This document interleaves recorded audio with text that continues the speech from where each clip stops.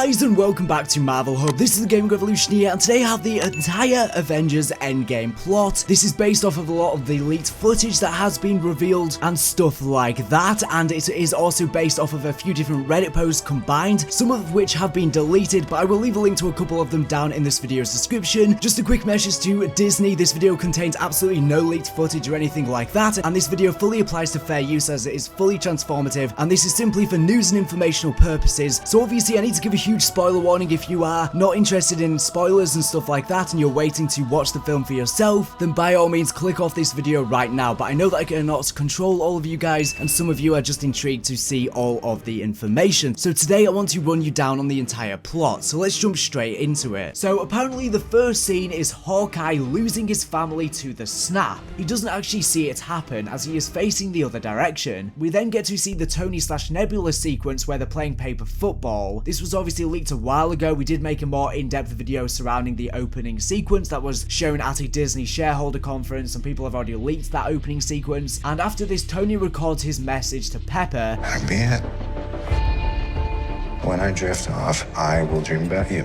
It's always you. After Tony records his message, it shows flashbacks to the last 22 days with Nebula, and she heals his stab wound there from Infinity War. When he falls asleep in his ship, Nebula takes him to the front of the ship and sits him in the pilot's seat. He wakes up and sees something glowing outside the window. Captain Marvel shows up. Captain Marvel brings the ship back to Earth. The post-credit scene that we see at the end of Captain Marvel is not shown again, as that happened before this rescue of Tony Stark. Everyone from the Captain Marvel post-credit scene plus Pepper is waiting there, all come out to greet him, and Tony is in a bad shape. Tony is very shaken, particularly about losing Peter. Tony and Captain America fight. They argue because Tony blames Captain America for the events that happened in Civil War. The movie starts with the Avengers trying to find Thanos. Steve wasn't to know where Thanos is and asks Tony, but Tony says he doesn't know. They argue. Nebula knows of Thanos' garden. He said he would once go to when he completed his goal. They found him because of the energy he released using the gauntlet. They then go and fly to fight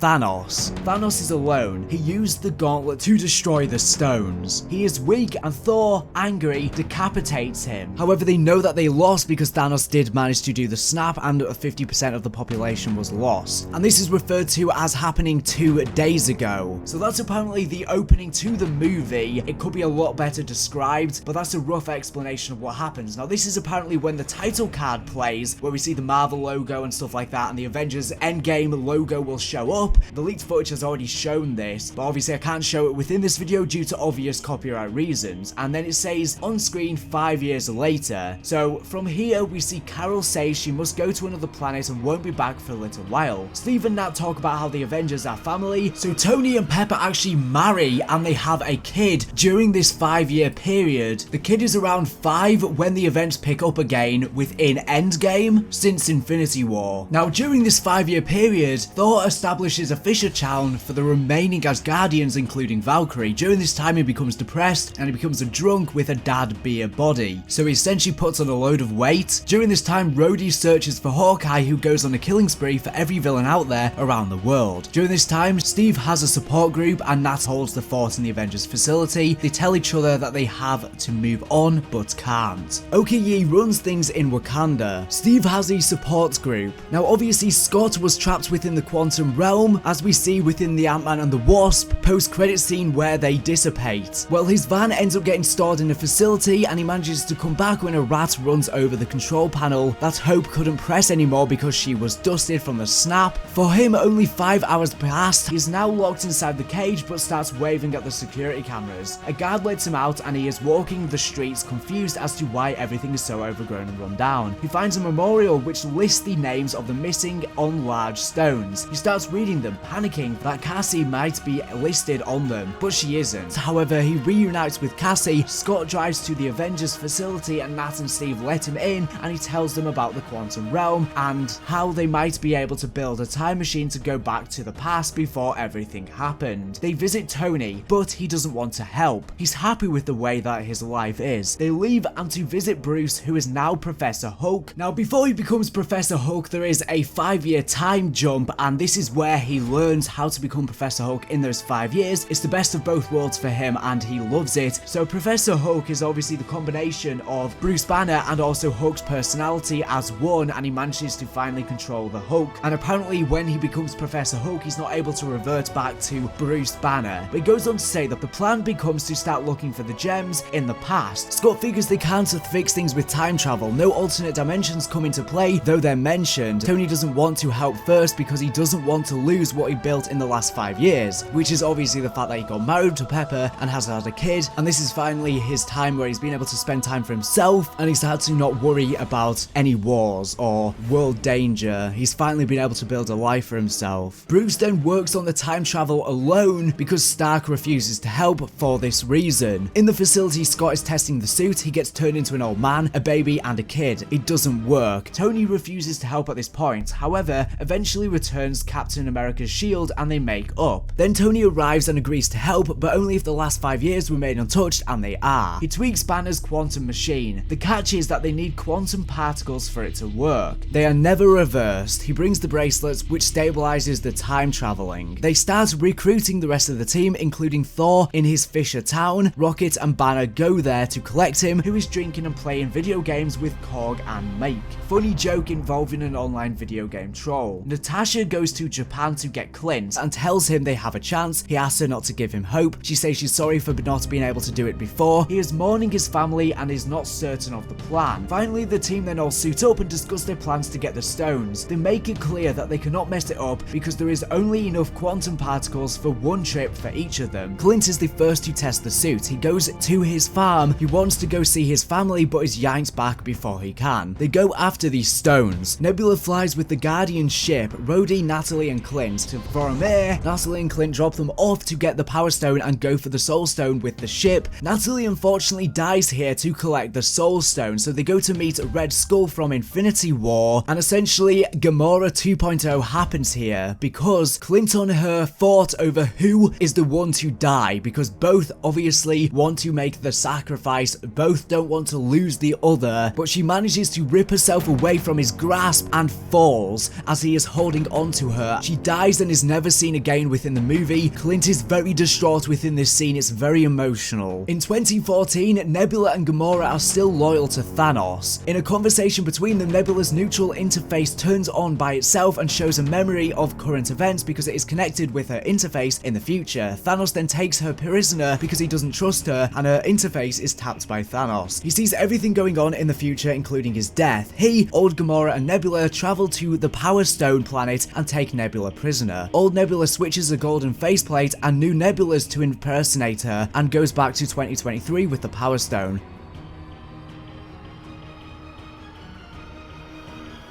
Tony, Steve, Scott, and Banner all head to the Battle of New York. Back in New York, Tony then mentions that he knows another time when the Tesseract and quantum particles were kept together. Tony and Steve go back to 1970 because in the old SHIELD facility there's not only another Tesseract from that year's timeline, but also some PIM particles there. Captain America and Tony transport back further to the SHIELD training site, seen in Winter Soldier, and go underground to retrieve that era's Tesseract. Tony receives the Tesseract while meeting his dad and reconciles with him. His dad tells Tony that his wife is about to give birth to their first child and that he has hopes he doesn't grow up to be like him. When Tony asks why, his dad says because family is more important than work. Captain America makes a prank call to young Hank Pym and sneaks into the office to steal 4 vials of Pym particles. Forgot to mention that the 3 teams have enough Pym particles to make one trip there and back. Captain America also sees Peggy Carter in her office briefly, which is a bit of a spoiler towards the ending of the movie. Captain America, Iron Man, and Scott try to retrieve the Tesseract after Loki surrenders. Hydra agents, Crossbones, and Jasper Sitwell retrieve the briefcase containing the Tesseract. Past Hulk funnily has to walk down flights of stairs as he can't go on lift due to maximum capacity. Captain meets with Crossbones with the briefcase in the elevator along with the other Hydra agents. He convinces them to give him the briefcase containing the staff when he utters 2 words, "Hail Hydra," to convince Crossbones to give him the Tesseract.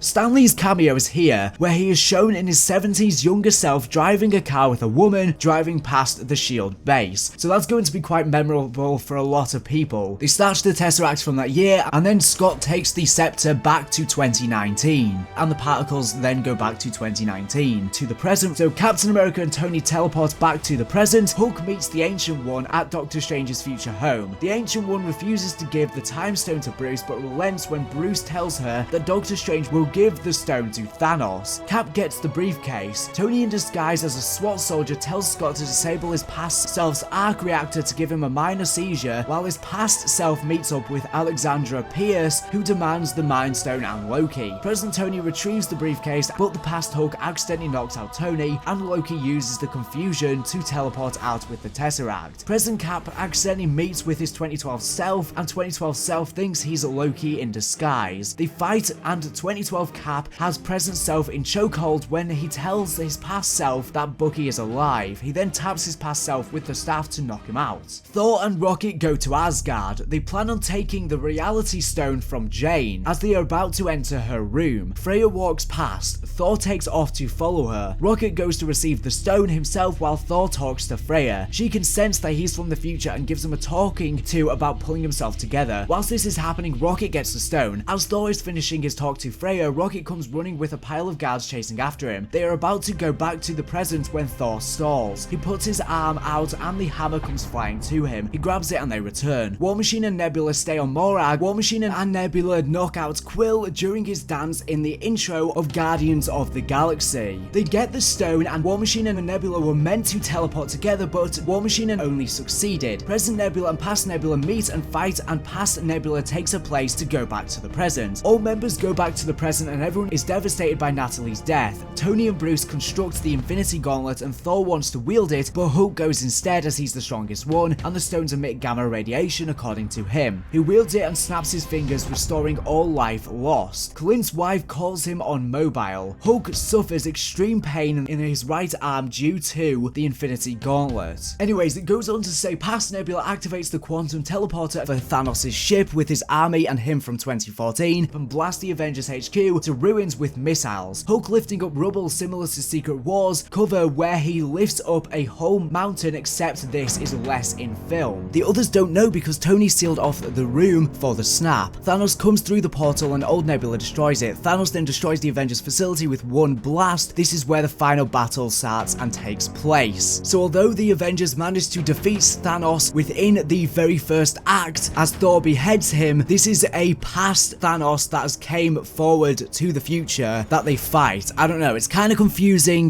but that is just what happens. New Nebula convinces Gamora to free her and they fight and kill old Nebula. Rhodey and Rocket are nearly killed by underground floods, but Scott saves them. Clint finds the gauntlet underground and carries it around, not putting it on, always on the run from Thanos' army, and is chased by Outriders. Thor, Tony, and Steve fight Thanos. Thor has his armor back on, his beard braided and looks much better. Thor is losing against Thanos even though he has the Stormbreaker and his hammer. Thanos is about to kill Thor when Cap lifts up his hammer and beats Thanos with his hammer and shield. Thanos uses his double blade weapon to kill Captain Shield in half. Thanos summons his whole army, including the Black Order and some new creatures. Captain is all by himself against the whole army. He hears Sam's voice and he turns around and sees everyone who has vanished, plus huge armies of Wakandans, sorcerers and Asgardians. No signs of Warrior 3. The Dusted comes back through a lot of Strange's portals from wherever they were dusted. They do not get resurrected with these portals, they just appear where they died, and Strange and co bring them to the Avengers facility through the portals. T'Challa, Shuri, and OKA bring the Wakanda army with them. Peter reveals that they all don't know what has happened except for Strange. For the Dusted, no time has passed. Steve says Avengers Assemble, and then an epic fight ensues. This is the big one. This is where a lot of people cried when viewing the early footage of this. Tony and Peter take a moment for a reunion. Wong, Valkyrie, Wasp, and Pepper Potts as rescue turns up as well. So Pepper Potts is wearing the Iron Man suit, and Ant-Man becomes Giant Man. The goal here is to get the gauntlet to Scott's van, which is somewhere on the battlefield, so they can bring the stones back and undo Thanos' new attack. But Clint passes the Infinity Gauntlet to Black Panther and then Spider-Man. Quill meets past Gamora and gets hit in the balls. not believing he is the one she loves. Scarlet Witch overpowers Thanos, but Thanos orders missiles to hit everyone including his forces. Captain Marvel shows up to destroy Thanos' flagship and gets the Infinity Gauntlet and dashes towards the goal. There is a bit where Hope and Scott go to the van with the quantum teleporter in the middle of the battlefield. All the female Marvel characters fight Thanos. Spidey's armored suit goes auto-kill mode with the extra arms. Thanos tries to take the gauntlet off Marvel by headbutting her, but it doesn't phase her. It includes an awesome scene where basically all female fighters on the field carry the gauntlet part of the way, but they all have a hand in carrying it there. They fail though. Thanos puts the gauntlet on and Tony stops him from using it after Strange showed him with one finger up motion that